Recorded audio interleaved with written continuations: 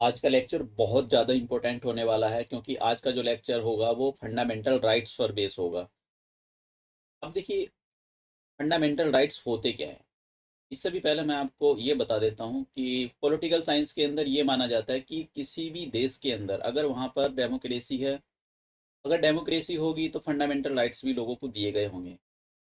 अगर उस देश के अंदर फंडामेंटल राइट्स हैं और उस देश के सिटीजन को फंडामेंटल राइट्स के बारे में नहीं पता है तो वो सभी जानवर है। पॉलिटिकल साइंस के अंदर ये माना जाता है कि अगर आपको फंडामेंटल राइट्स दिए गए हैं तो आपको अपने फंडामेंटल राइट्स के बारे में पता होना चाहिए। अगर नहीं पता है तो आप जानवर हो।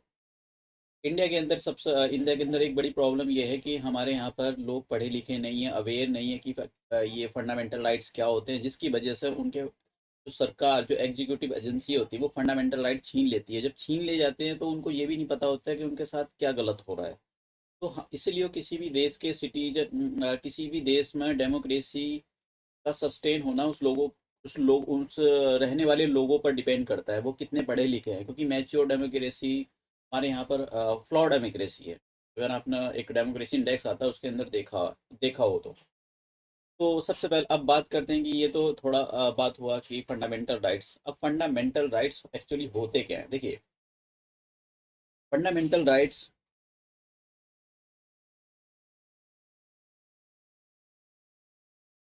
फंडामेंटल राइट्स होते हैं, actually they are the claims. ये क्लेम्स है। क्लेम्स किसके द्वारा? By citizen. और किसके अगेंस्ट होते हैं? स्टेट के खिलाफ। देखिए, होता क्या है, होता ये है कि जो जब मैं स्टेट बोल रहा हूँ तो आप ये मत समझना कि उत्तर प्रदेश या फिर बिहार या फिर एमपी, मध्य प्रदेश, हिमाचल प्रदेश, उसका मतलब ये नहीं है। स्टेट की पॉलिटिकल साइंस के अंदर जब भी बात आती है तो वहाँ पर एक कंट्री को बोला जाता है, कंट्री को स्टेट बोला जाता है।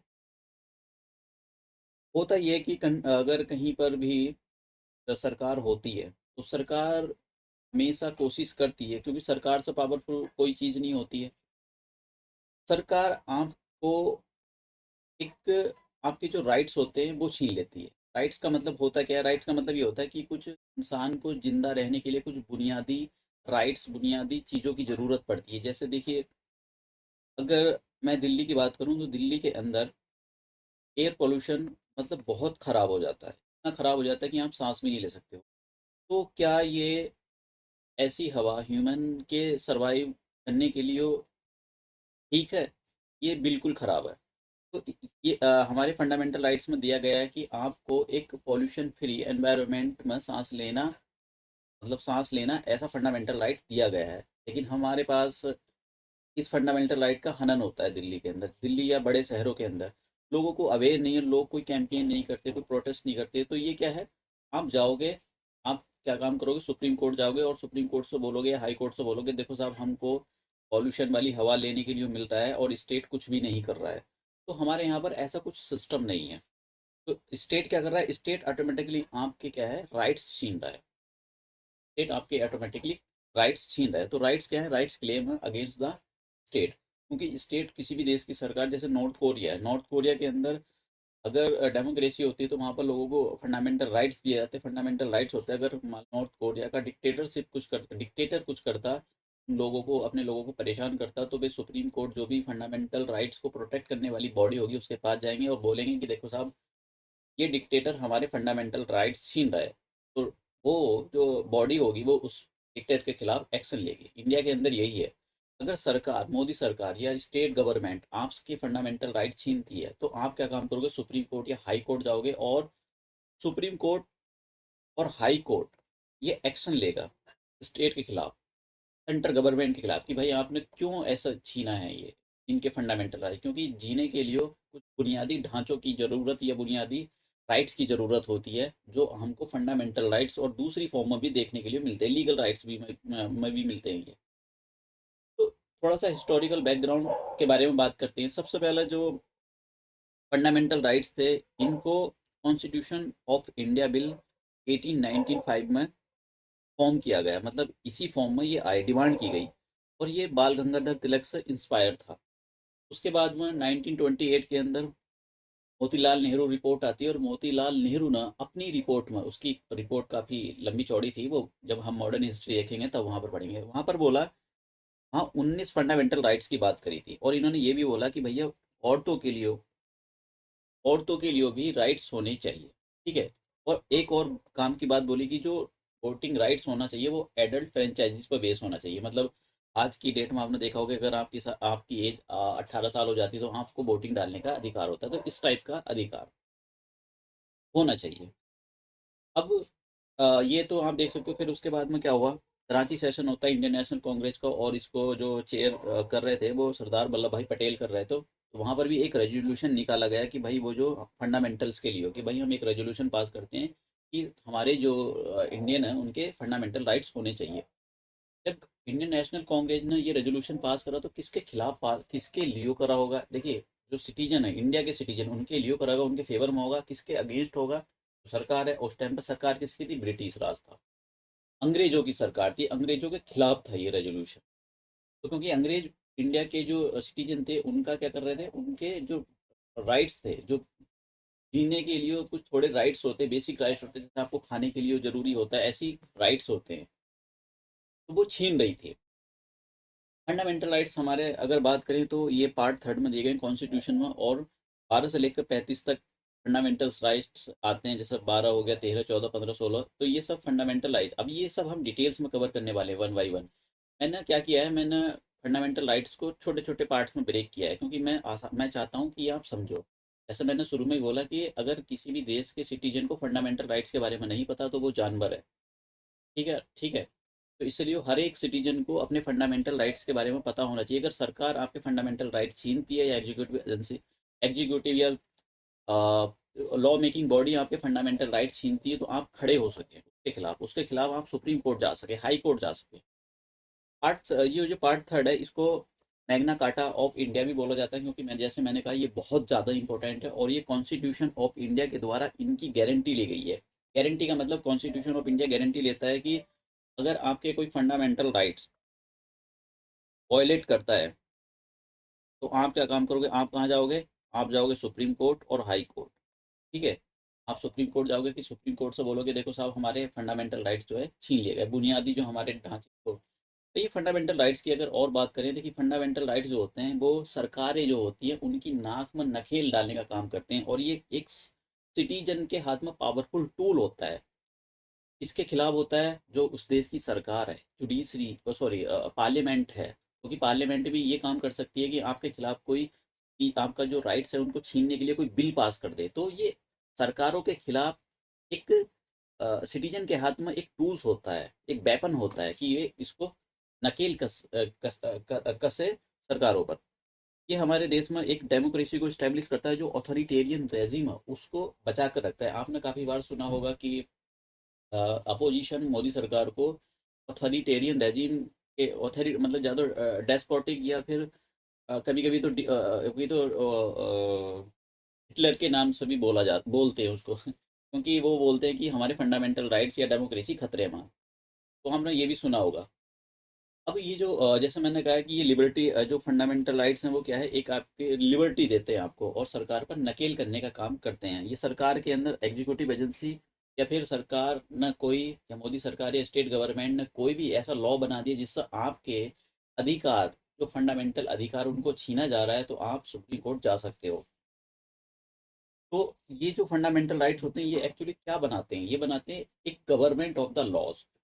गवर्नमेंट होनी चाहिए किसकी? लॉ की, ना कि किसी पर्सन की गवर्नमेंट। देखिए, किसी पर्सन की गवर्नमेंट होगी तो वो क्या, उसके मन में रात को सो गया, एक दिन तो ठीक है, चलो ठीक है, मेरे देश के लोग अच्छे रहे खाए, अगले दिन को क्या हुआ, उसके मन में पता नहीं क्या आ जाए, तो वो देश के लोगों पर अत्याचार करेगा। इसलिए जो लॉ होते हैं वो सभी के लिए एक जैसे होते हैं, ऐसा नहीं उस लॉ से बढ़कर कोई चीज़ है।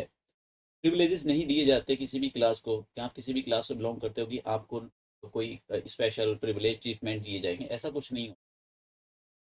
इसको फंडामेंटल क्यों बोला जाता है? इसको फंडामेंटल इसलिए बोला जाता है क्योंकि ये जो है कॉन्स्टिट्यूशन के द्वारा प्रोटेक्ट किए गए हैं। कॉन्स्टिट्यूशन ने पावर दी सुप्रीम कोर्ट को, और सुप्रीम कोर्ट को बोला जाता है guardian of the fundamental rights, fundamental rights को बचाने का गार्जियन। कितने हैं राइट्स, जरा ये भी बात कर लेते हैं। देखिए, ओरिजिनली देखा जाए तो ओरिजिनली हमारे कॉन्स्टिट्यूशन में 7 राइट्स थे, लेकिन एक राइट्स को हटा दिया गया, अब 6 ही बचे हैं।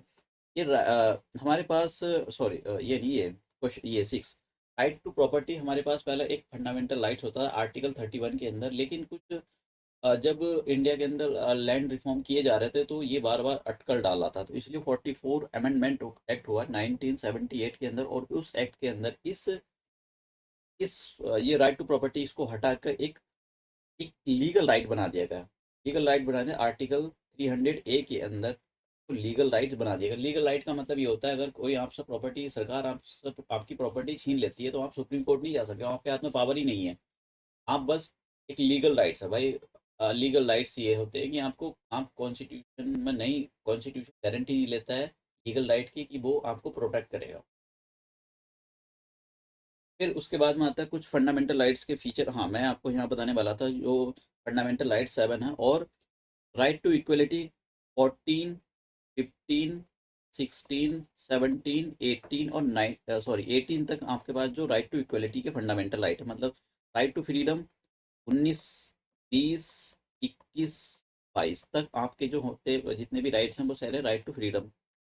राइट अगेंस्ट एक्सप्लॉइटेशन 22 और 23 इसकी बात करता है। Right to freedom of religion 24, 25, 26, 27, sorry 25, 26, 27, 28 तक आपका जो right to freedom of religion है।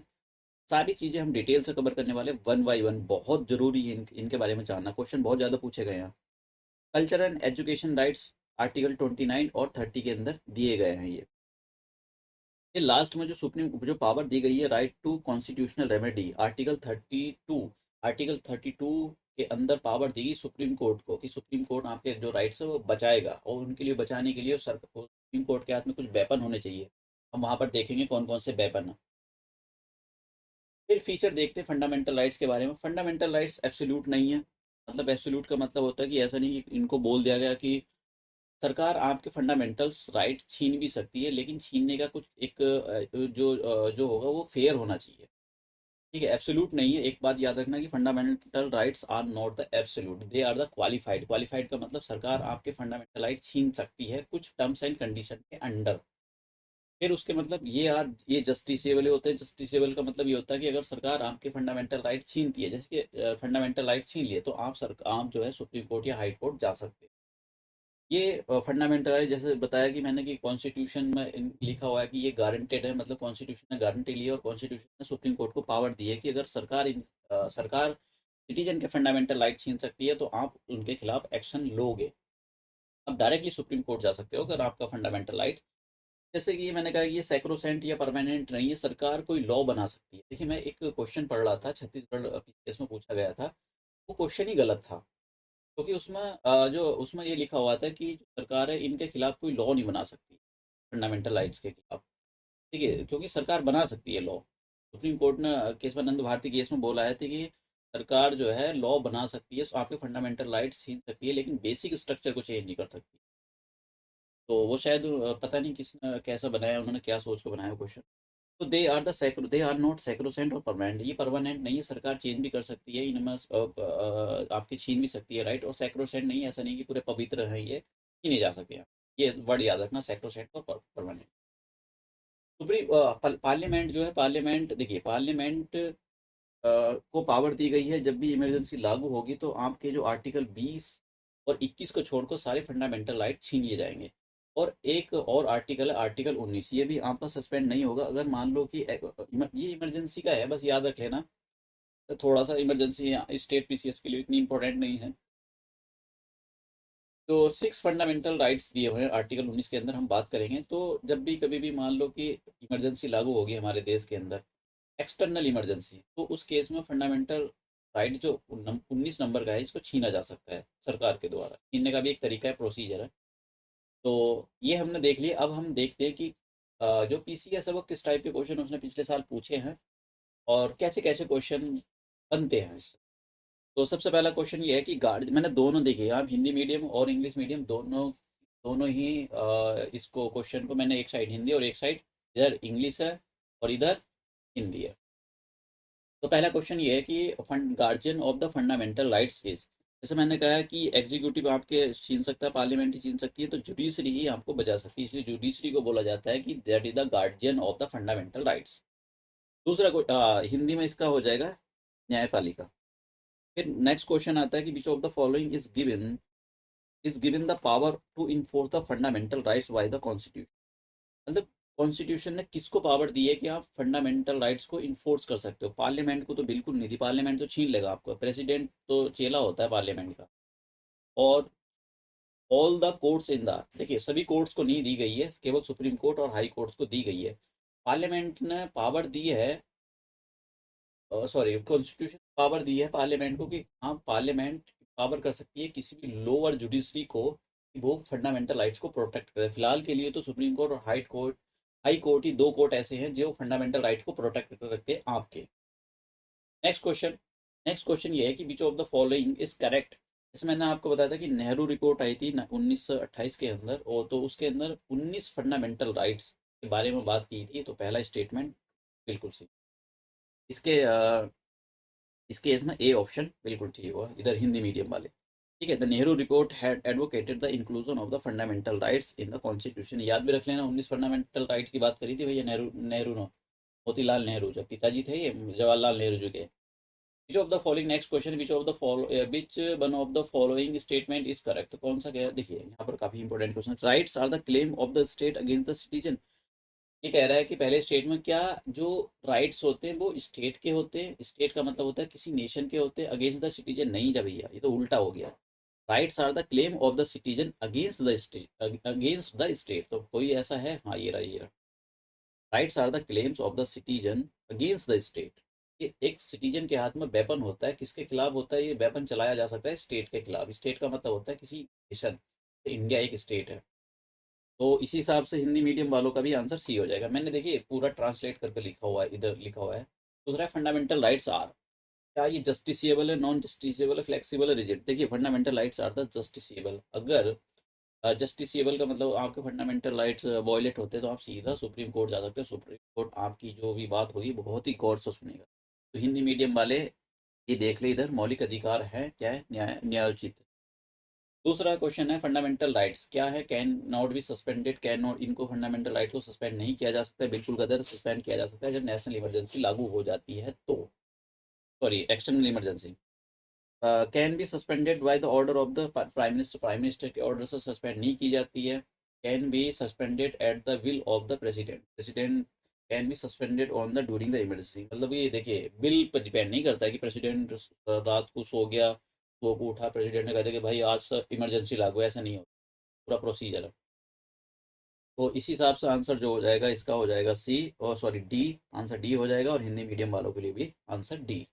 नेक्स्ट क्वेश्चन, नेक्स्ट क्वेश्चन काफ़ी इंपॉर्टेंट है। Consider the following statement about the fundamental rights in India. तो पहला स्टेटमेंट है they are guarantee against the state action. बिल्कुल सही बात है, पहला बिल्कुल ठीक है, सॉरी तो पहला बिल्कुल ठीक है। उसके बाद में तो देखिए पहले लास्ट वाले को हटा हटा दो, क्योंकि दोनों से हटा दो, क्योंकि पहला वाला स्टेटमेंट ठीक है और पहले वाले में डी नहीं, और डी वाले में पहला नहीं आ रहा है। दूसरा है कि they are enumerated in the part third with, हाँ बिल्कुल सही है, तो दूसरा भी ठीक हो गया, ये भी ठीक है। तीसरा दे ensure social economic and the political justice, ये भी बिल्कुल ठीक है। तो 1 2 3 ठीक है। और देखिए देखिए they are unlike the will of the rights in the USA. देखिए मैं आपको बता देता हूँ, जो ये इनको यूएसए से लिया गया है फंडामेंटल राइट्स को, और ये यूएसए का जो बिल ऑफ राइट्स है तो इंस्पायर है यूएसए के जो था। देखिए ये रहा, inspire from the constitution of the USA bill of rights. USA का जो बिल ऑफ राइट्स है वहाँ पर फंडामेंटल राइट्स को बिल ऑफ राइट्स बोला जाता है, तो वहाँ पर उससे इंस्पायर होकर ही सरकार ने जो भी उस टाइम पर इनको इंक्लूड किया जा रहा था, तो इंस्पायर होकर इन्होंने इंक्लूड। तो यहाँ पर ये कहा जा रहा है कि they are unlike the bill of the, ये ऐसे, ये मतलब जो सुप्रीम कोर्ट के बिल ऑफ राइट्स है उसके जैसे नहीं है भैया, उसी के जैसे हैं। तो ये 4 गलत हो जाएगा इस हिसाब से, ये वाला ऑप्शन बिल्कुल हट गया है। तो जैसे हमको पता 1 2 3 तीनों ठीक है स्टेटमेंट, तो आंसर हो जाएगा सी, तो इसमें भी सी आंसर। तो ये मैंने पिछले साल के क्वेश्चन आपको अवेयर कराया कि किस टाइप के क्वेश्चन पूछे जा रहे हैं, और आप भी मतलब इन आपको पता होना चाहिए कि जब आप स्टेट पीसीएस का एग्जाम दे रहे हो किस टाइप के क्वेश्चन पूछे जाते हैं। तो आज का लेक्चर यहीं समाप्त करते हैं, थैंक यू।